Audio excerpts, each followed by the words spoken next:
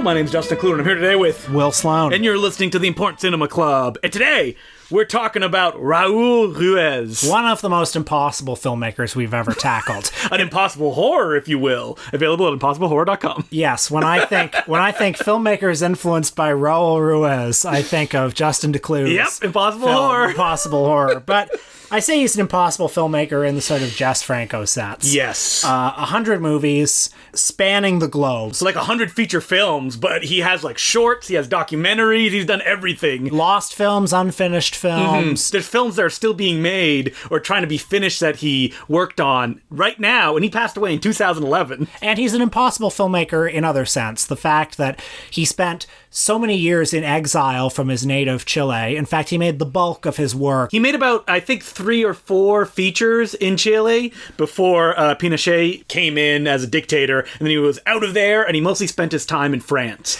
because his films were in French. So, in the past couple of weeks, we've been talking about filmmakers from countries that we haven't tackled yet.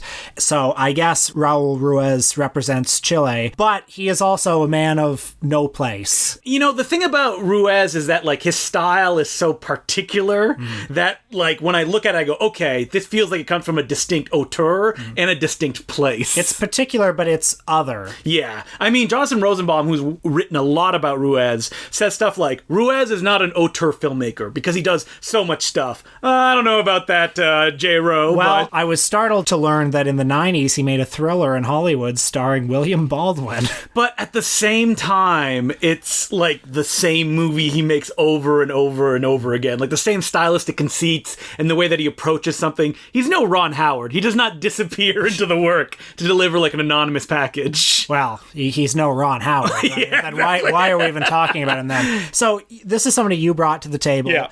Raúl Ruiz, obviously a lauded and celebrated filmmaker in some circles. I had never seen any of his films before this week. Now I've seen 3. So he's a filmmaker 3 out of 100, so I'm an expert now. Like, when I read the Jonathan Rosenbaum article, I was like, what the heck is this? And I remember watching some of his films and going, what the heck is this? Because he is a filmmaker, and, you know, a lot of people, when they're talking about him, like to say there is no, like, entry film into his work. There is no, like, oh, this is, like, the skeleton key, and once you watch it, you'll be like, oh, I can move on from there, because they are all kind of baffling, and when you're watching them, you're going, am I missing something? Is there like some context that I'm not getting? And I think that the true way to watch Raúl Ruiz's film is to know that he is a troll and it's kind of a joke. Okay. And that if you go in knowing that he's kind of just pulling your leg, and that this kind of very ponderous and sometimes serious stuff he's treating as kind of a laugh, you will have more fun with it. That's interesting because I did not go in with that attitude this week, and I only kind of gradually figured out that was the attitude, at least of certain of his movies, including I watched one of his films, we'll get to it later, The Hypothesis of the Stolen Painting, where I watched it quite seriously thinking that it was an actual examination of real paintings. Like a documentary. Yeah, and then I thought it was like Peter Greenaway's Rembrandt's J'accuse or something like that. But then I left it and realized, oh, these weren't real paintings. He pulled a Borge on us. Yes. And so, you know, you watch City of Pirates, which is probably one of his most famous films. Yeah. Would you say accessible? Not at all. No. I think that it is the most in your face of his movies, which is why I think it's the one that gets recommended the most. It is a famously plotless film, although it does have a bit of a plot. Kind of. I mean, this is the magic and the trolling of Ruiz, is that, like, right when you think that you have kind of a grasp on where he's going, he's going to be like, oh, now the main character's kidnapped by a bunch of other characters. Forget the previous things. It was famously written every day after Ruiz would wake from napping. Yeah. So as best to give it a strange dream logic. The plot, such as it is, involves the main character Isidore, played by Anne Alvaro. Okay, well, first I'll say the movie opens 1 week before the end of the war. What war? We're not sure. Doesn't matter. Never comes up again. Never comes up again. It's a bit like, you know, in Un Chien Andalou, how the first minute of that Louis Buñuel short film is a total non sequitur with everything else that comes. And also, there are no pirates in this film. There are no pirates, even though that pirates are a recurring theme in his films, and we'll get into why that is later on. But she is a troubled woman who drifts into encounters with a number of strange characters, including there's a 10-year-old boy who we meet him, and he said that he has murdered and raped, not in that order, his whole family, and this 10-year-old boy becomes her fiancé.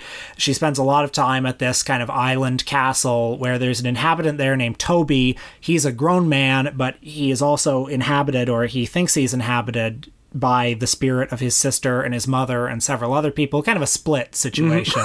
Yeah, that's right. There are other characters too.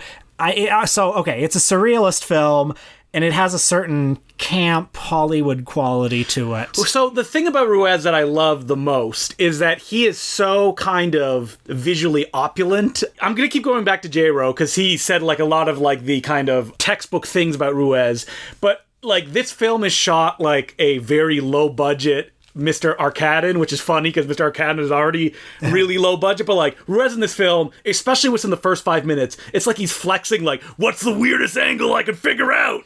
Am I going to show it through someone's mouth as they look, as someone is looking at them? I mean, he is a disciple of Wells. Wells is an acknowledged influence on him, and there are a lot of shots that are, from very extreme Wellsian camera angles, things in the extreme foreground. A lot of, like, waist-level shots, like, set on a table with, like, a glass in the foreground. A lot of split diopter shots that like to draw attention to the fact that they're split diopter. So, like, something is really close in the foreground, but behind it is out of focus, but on the other side of the screen, it's like in deep focus and you can see everything. I was reminded too, visually, just a little bit of Dario Argento. I mean, a lot of Louis Buñuel, of course, not just in the visual style, but in the kind of strange quasi-comic dream quality. I mean, Ruiz loves his colors, like, especially putting filters on stuff where no filter should exist. Well, in this particular movie, I was also reminded a lot of Alfred Hitchcock. It has this overripe Bernard Herrmann-ish score, and it has this very kind of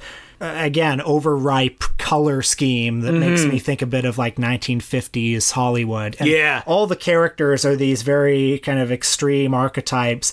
I mean, I'm just referencing other movies now, but it reminds me of Joseph Losey's Boom with Elizabeth Taylor. Yeah, I mean, the colors in this film like burn your eyes off. Like everyone's wearing like primary purple, or they go out to the sea and the sky is like bright red in a red that you've never seen before. And finally, I'm also reminded of Jess Franco. Oh, 100%. Particularly something like the Hot Nights of Linda. You know, one of those movies where it's Lena Romay wandering around a castle for 90 minutes. So Ruiz, when he approaches his movies, like something like City of Pirates, you're going to see the same themes, like a Jess Franco film, over and over again. So there's going to be, like, doubling. Characters will often change roles, but it'll be the same actor, or like a new actor will take over a character's role. There's going to be shifts in time, sometimes in the same shot, that you're going to be like, wait, where am I now? And you feel like Ruiz is, like, chuckling behind the scenes, especially when you watch, like, a lot of his movies. Like, you're like, people are going to think this means something, but it really doesn't. I'm just screwing with you. But, I mean, it must mean something, just in the sense of like it's not like he's making it just as a prank. No, like there are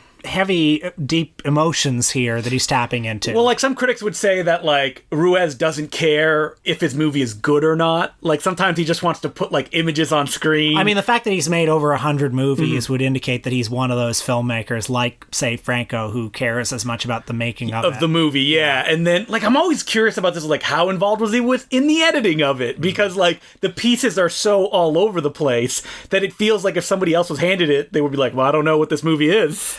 City of Pirates reminded me that there's something deeply ingrained in me that I'm not crazy about. I get very upset when if you don't understand something, a movie. Yeah. Like, I mean, I think I've told before about when I went to see Tarkovsky's The Mirror, and I was having dinner with someone after, and I was like, I was so frustrated. I didn't even want to talk about the movie. Tears in your eyes. You're like, I didn't understand. And like they had to tell me, no, like it's okay that you don't understand it. I think the frustration with me, especially watching some of Ruiz's films, is like I need to find a reason to care. And I don't mean by like I need to be involved with the characters, but if it's something where anything can happen, then like it doesn't mean anything. And sometimes when I watch his movies, I get that sense where I'm like waiting. City of Pirates is the one that gets recommended all the time because it's the one where it's like, just wait 30 seconds, there's another crazy image around the corner.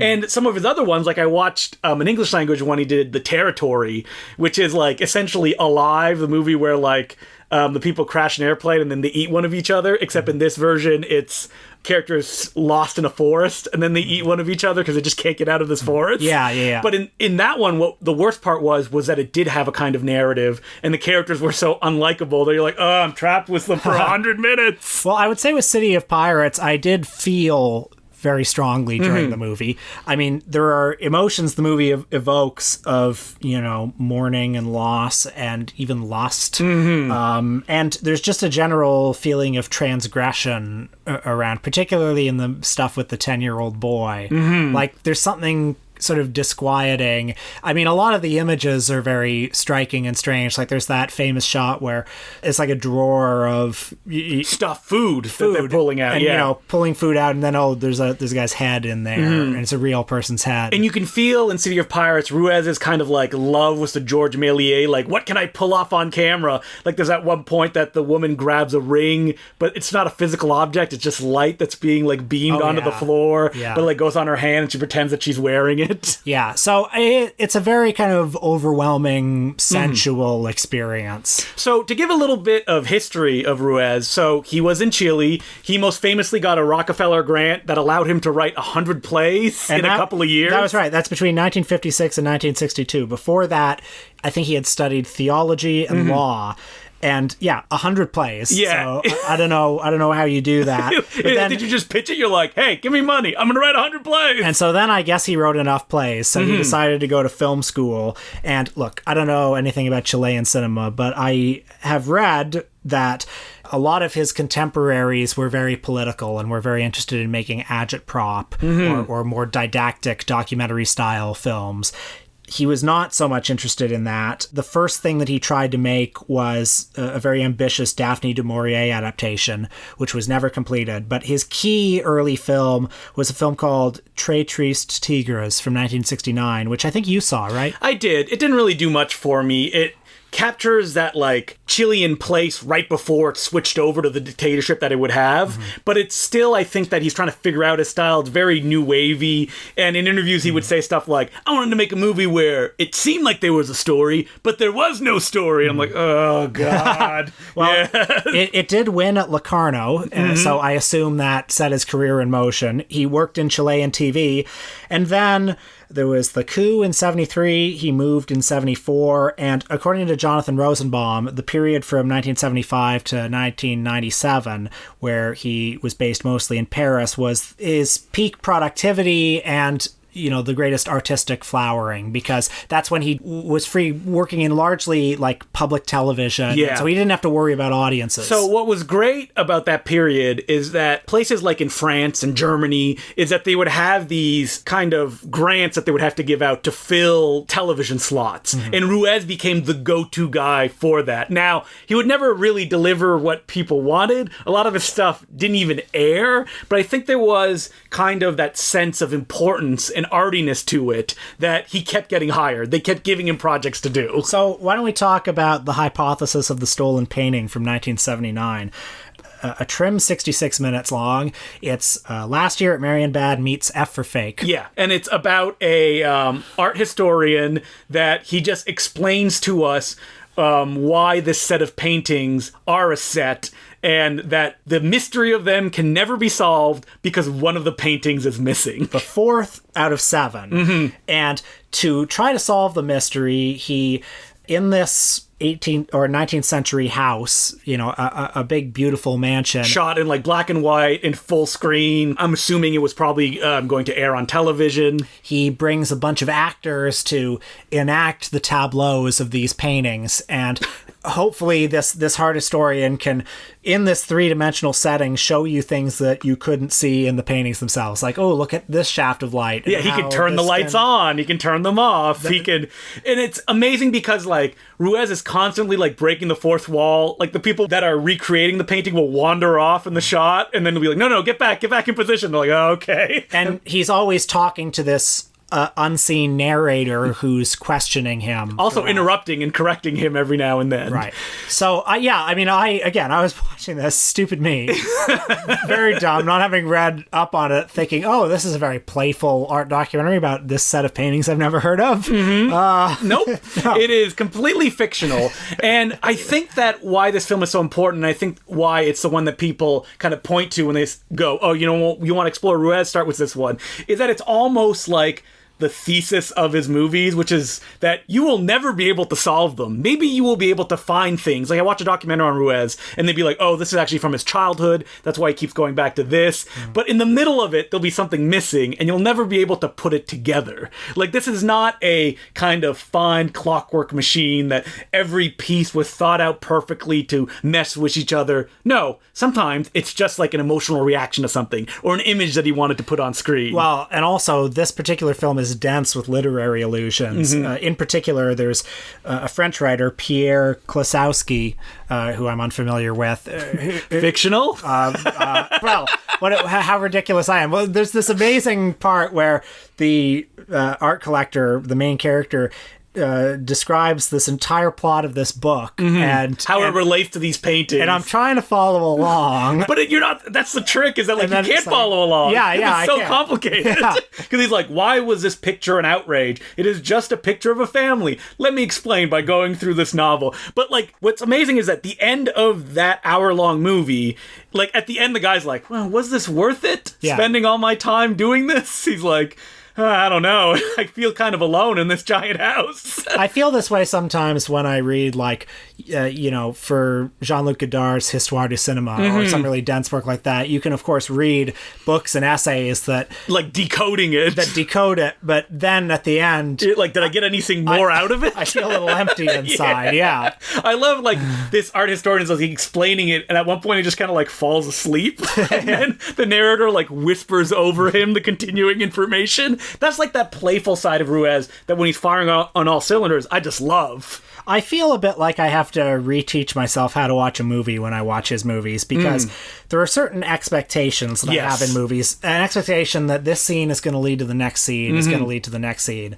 Oftentimes that there's going to be a 3-act structure. Yeah, or climax of some sort that will maybe clarify what has come before. In Rosenbaum's, or one of Rosenbaum's essays, he quotes from Raúl Ruiz's 1995 book, Poetics of Cinema. Oh my God, what a dense book. I've tried to read it. Well, so here's a paragraph. Yeah. And I'm not going to bother with the rest of it.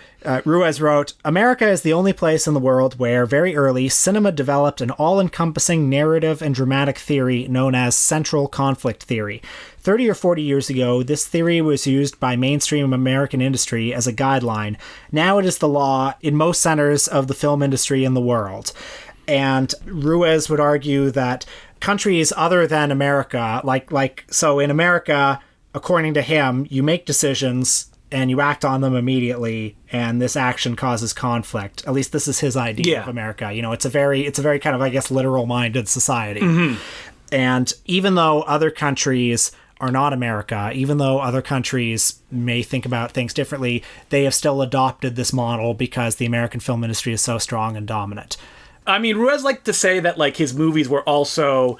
It's not about the movie that you're watching, it's the possibilities of all the movies that it could be. From shot to shot, it could splinter in 1,000 directions. So he is not dictating what the movie has to be. He's letting the viewer fill in the gaps of the movie with their own experiences and their own beliefs, which means that there's never a time where you can instantly have the right movie that he was making. He is consciously making a movie that is going to be different for everyone because there are no links between the parts. This is another reason why I actually feel a little underqualified to be talking about this, because there are a lot of great filmmakers who you live with and you grow with. I can imagine City of Pirates is something that in years to come will live on in my memory. And you're like, I figured it out! Well, I not necessarily figured it out, but it will become more like a place that I return to. I don't know, we'll see. I hope so. I watched one of the miniseries he did, Manuel and the Island of Wonders, which came out in 1984, and what was fascinating about that was that it was actually meant for children. It was like a 3-part miniseries, an hour each part, and it had more of a conventional structure than most of his things. A kid decides to skip school, And in the process, he meets the 13-year-old version of himself, which is 4 years older than him. And then that 13-year-old tells him the story of what happened to him, how to get to that point. And it is terrifying because the whole hour-long movie is about the choices that you make, even if you think it's the right one and you're warned by your future self, can still lead to a different fatalistic ending. And it's like, oh my God, this was for children? And, that idea of stories within stories is like what I was saying, that he loves the idea of things breaking up and going in a million different directions. I mean, that is especially prevalent in his later day films. And he's one of the rare filmmakers that he kind of blossomed, in the 80s. In the 90s, it was a little bit weird. Like you were saying, he was making William Baldwin movies. He made one kind of American film that he shot in America, and that was a film called The Golden Boat that like Jim Jarmusch has a role in. It's shot in English. It's not considered one of like his best, but it's interesting that he didn't work in America that much because he wasn't really making commercial things. But later on in his career, he did somehow become a commercial filmmaker that people were giving him millions of dollars to make movies. And yeah, in the late 90s and in the 2000s, he was working with big stars of international art house films. Yeah, so, Catherine Deneuve, Marcello Mastroianni, John Malkovich. Yeah, others. John Malkovich, his muse in the early 2000s, because we both watched one of the films that John Malkovich appears in, even though the cover of the movie would make you assume that he is the star of the film. He is not, which was an adaptation, I'm putting that in quotes, of Marcel Proust's In Search of Lost Time. Ruiz's version is called Time Regained, because I've never read the novels, the 7 volumes. You're kidding. That are composed of Proust's work. But this is supposedly mostly an adaptation of the last volume. And because it's an adaptation of the last volume, it allows him to like kind of cherry pick from stuff before to contextualize what you're seeing. Wow, thank God. I use the word contextualize very lightly. Thank God he adapted the last book and not the first one, because of course, for me, having read all of them, I was able to just skip right to the end. It's like, oh yeah, all my favorite I'll get characters. the emotional climax of this movie. Now, this is a movie that, it's an impossible book to adapt. And the idea of giving it to Ruiz is actually kind of smart, I think, whoever the producers were. Because he is a filmmaker that is known for memory kind of like blurring into each other and identity being all over the place. And he's also done many films with these sort of multi-pronged narratives.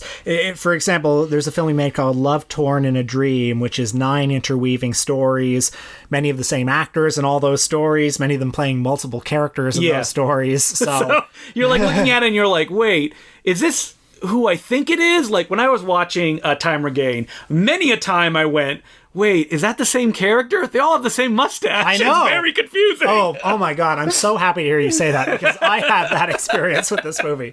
So this is a film that is definitely a difficult one because I feel like the book, it reaches an emotional climax and the movie does not. The plot, such as it is, Marcel Proust is on his deathbed. He's writing the last volume of his memoir and he's looking at old photos. Yeah. And those photos bring about 2.5 hours worth of memories. Which is like the premise of the book as well. This idea of like, this smell will take me back to this place. And I don't think Ruiz kind of nails that as well as it could have been, because a lot of times we'll just jump to another scene and you're like, huh? I don't get it. Yeah, this movie, I have to admit, didn't quite get its tenterhooks in me. I didn't feel... I don't know. I feel like with these memory stories, like, I don't know. I don't know if my memory works this way. Yeah. I didn't feel a strong emotional connection to these images. You didn't love that seasick feeling of objects on screen because Ruiz, he's adapting a work, and I feel like this cost $10 million. That there's people behind him going, you can't just go crazy. The way that he kind of puts a stamp on it, and to give the sense of floating memories is that objects are constantly moving. And the camera is always moving. Drifting. Yeah. For example, there's like piano recital that happens and like the people watching start to like shift from left to right on screen, and what it looks like is an optical illusion at first because you go, wait, is the camera moving? And you're like, wait, no, it's just the people are moving. And then of course characters appear sort of at random. Sometimes they're old, sometimes they're young. There are so many like shifting alliances and, relationships, and I'm like, wait, Charlie? Who's Charlie? Okay, thank you. They were talking about Charlie, and I was like, wait, I thought that was Marcel. John Malkovich speaks very good French in this movie. I know.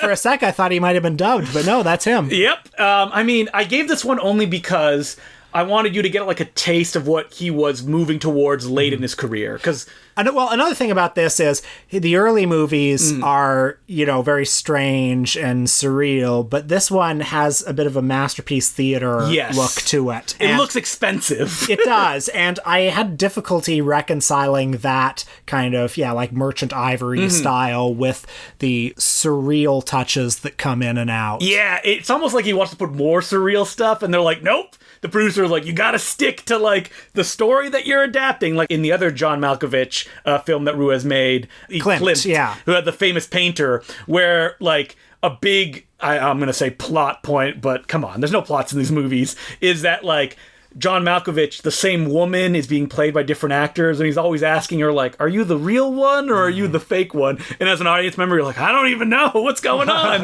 It's because the artist is dying from a syphilic, just his brain is rotting, and that's what you're seeing on screen. And I think that's the difference between his later period films and his earlier ones. In the later period ones, like, you would have to give, like, a framing device to, like, justify what you're seeing.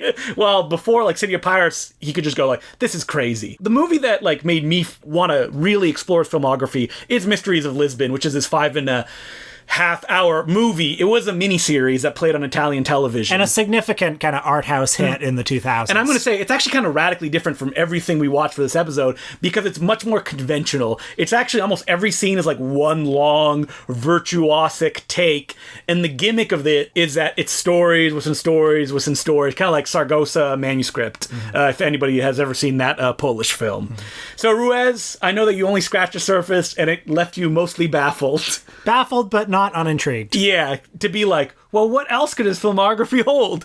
If it makes you feel any better, anyone who's ever watched his movies has been baffled. They're like, there is no one person who's like, yeah, I get it, because that person is lying. I do like him, and I want to know more. Yeah. So, as per usual, you can send us letters at importantcinemaclubpodcast@gmail.com. And I know we said it last week, but we'll say it this week again, that there's a new Blu-ray from the Important Cinema Club Bargain Bin Classic Collection, available at goldninjavideo.com, and it's Roger Corman, the auteur. That's right. 2 classic public domain Roger Corman movies, Little Shop of Horrors and The Terror. You get a third bonus film, Ski Troop Attack, a very little scene Roger Corman film from his independent period. Plus audio commentaries. It is truly the Criterion collection of bargain bin DVD companies. About Roger Corman, especially this one. And on our Patreon this week, you can listen to us talk about martial arts film, because what pairs better with Raúl Ruiz and a little bit of Kung Fu? We just wanted to talk about favorite Kung Fu movies this week. Something easy that we didn't have to work on. But, just have fun, right? Yeah. And you know what? People are always asking us, and we've answered this question before, of like, what are your favorite martial arts films? I don't know where to start.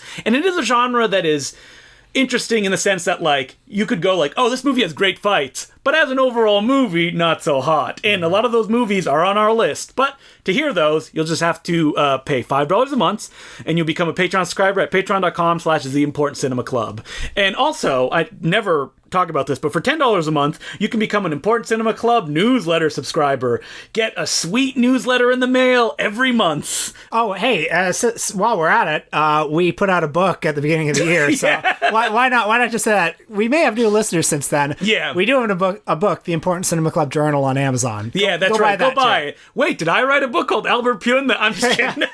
Actually, no, get Justin's book, too. Yeah. So much stuff you can buy. Radioactive Dream. We're just a cottage industry. We're opening a storefront, a little pop-up shop near you, so come and visit us and you can buy all of our products. Yeah. Patreon is $5 a month, and for $50 a month, you get access to the feed. Like, we set up a webcam in our houses.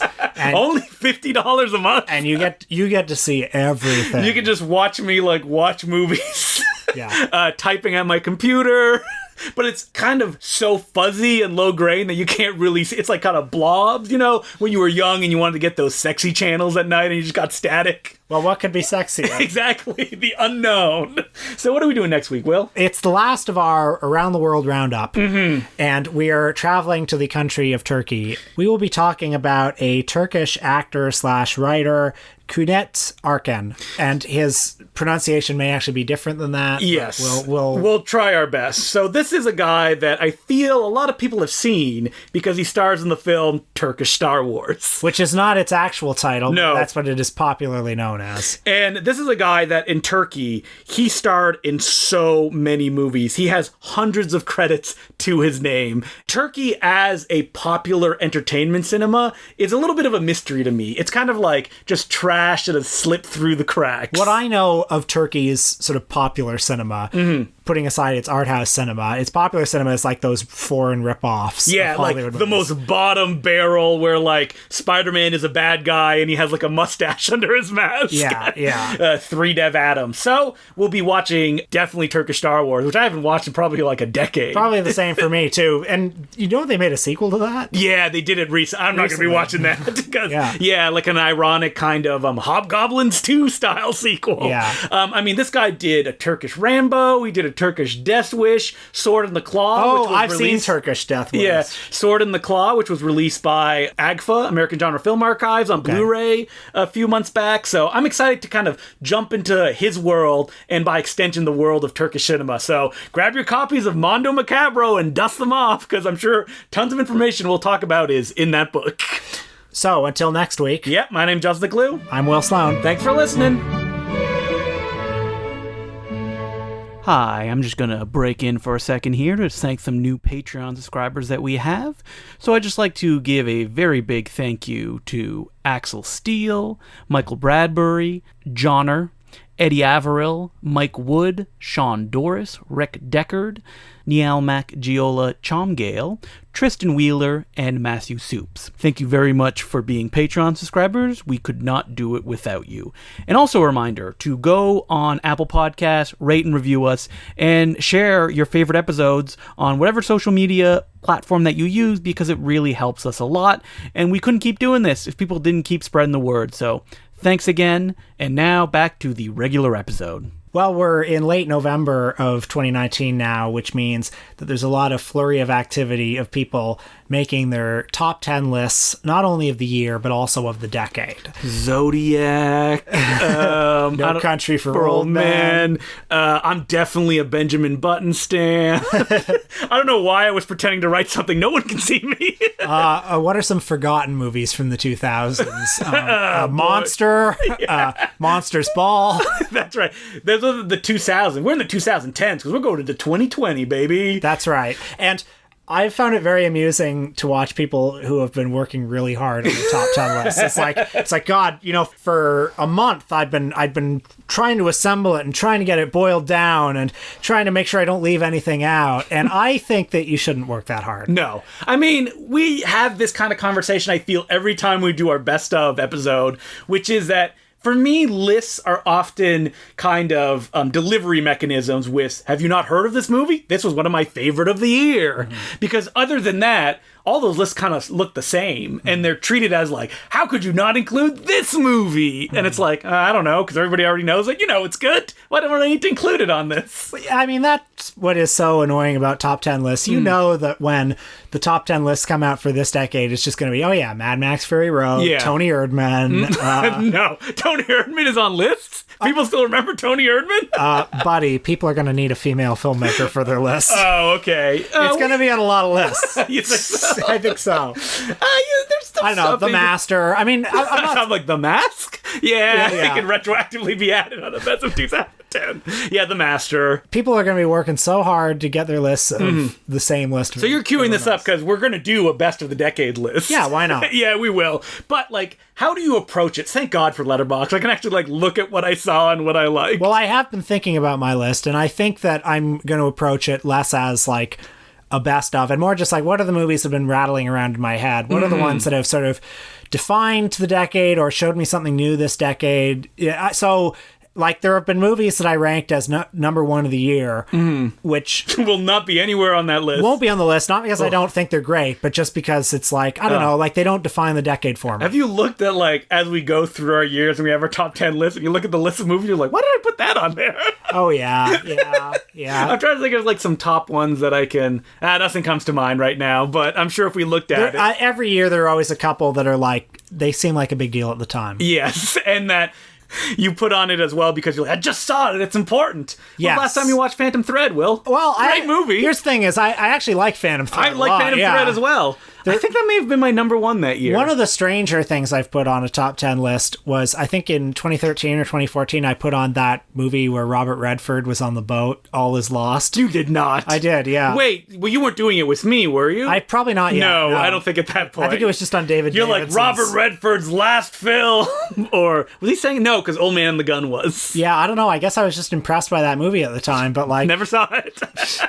How many times have I thought about it since? Yeah, you know what? That's a good strategy of like, what have you thought about the most since you've seen it? Yeah, I don't know what's going to be on that list. I'm going to have to work hard on it. Mm-hmm. And I'm definitely not, because stuff that makes my best of list, I can't usually just like look at my shelf and it'll be there. Because I'm like, it's great. Don't need that movie. The other thing is when people work really hard and make themselves sweat assembling their top 10 lists, you get the sense that they want it to be definitive. Yes. And it's not going to be definitive. It can't be. It's just like how you're feeling at that particular moment. My best of the decade list probably would have been different 5 years ago. Even though that Will set a title, he's like, I'm going to put this on my list. I was like, I want to put that on my list too. But now I can't because it's on yours. No. The only reason I told you that title was because I thought that it might be the one that overlapped. Oh, okay. So yes. So this is my way of giving you permission to put it on. I'm curious of like how many do you think will overlap between me and you? Are there bets over under, or people? Is that how you make bets? You know what? Probably not a lot, but there might be one or two. And wait, that are all the Marvel films going to fit on my list? Force Awakens. Well, you've got to have a lot of ties, right? Yeah, you can fit 22 in as long as there are like a bunch of two-way. Can you do ties? You're like, what? I can't pick which Captain America I want to put on there. I think ties is a cheat. It is a cheat, even though I've done it before. On the top 5 list that I was about to do. Yeah, because didn't you have one last year? It was like personal problems and The Other Side of the Wind. Yeah. Oh, but which I don't. First of all, those two movies are a cheat anyway. They're a cheat, but that makes thematic sense at why you would include them like that. Yeah. Okay. So you're right on that one. A bigger cheat was when I had the mule and the 1517 to Paris tie. Oh yeah, you can't do that. I mean, that is an actual cheat. And I sort of regret that. So right here, which one would you pick? 1517 to Paris? Of course. Yeah, I know. That's what you would pick. That is the more dynamic and strong one, right? The one where he's taking chances by phoning it in. So, if we're talking about what is that going to be on your list? Well, I don't want to spoil anything, but... There's definitely going to be a Clint Eastwood on Let's just say it's a contender. And it's a contender because, has it rattled around in my head? Has it changed the way I think about movies? To some extent, yes. But you may have talked a little bit more about American Sniper than... Well, I don't like that one as much. I know, yeah, okay. So you're going to go with the ones that you like. Well, yeah, that's You know what I'm going to say, Will? I'm going to watch that movie. 1517 to Paris? Before we record that episode. And you're going to watch it with a chip on your shoulder so that you can shame me. No. I want to feel that mumblecore Clint Eastwood feel going in. So, I hope you like it. Yeah, I'm going to go in. All right, now I'm excited for this episode. So, I mean, tune in. It's going to come soon.